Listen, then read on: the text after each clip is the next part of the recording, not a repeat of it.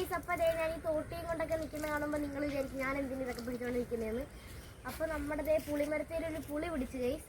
അപ്പം നേരത്തെ ഇതിനു മുമ്പ് ഒരു പുളി പിടിച്ചിട്ടുണ്ടായിരുന്നു, അതുപോലെ തന്നെ ഇപ്പോൾ ഒരു പുളി പിടിച്ചിട്ട് ഒരേ ഒരു പുളി. അപ്പോൾ നമുക്കത് പറിക്കാവേ.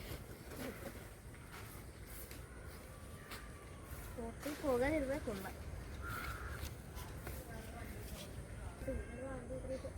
അയ്യോ,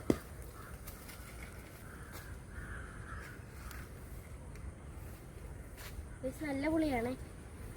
അത് എൻ്റെ പുളിയാണെങ്കിൽ ഇങ്ങനെ പിടിക്കുന്നില്ലല്ലോ എന്ന് ആലോചിച്ചിരിക്കുകയായിരുന്നു. അപ്പോൾ വീട്ടിൽ വന്ന് പെട്ടെന്നുണ്ടോ എന്ന് നോക്കിയപ്പോൾ കണ്ട ഗൈസ്, അത് പഴുക്കാനായിട്ട് വെയിറ്റിംഗ് ആയിരുന്നു. ഇല്ല, വെള്ളത്തിൽ പോയില്ല. പൊടി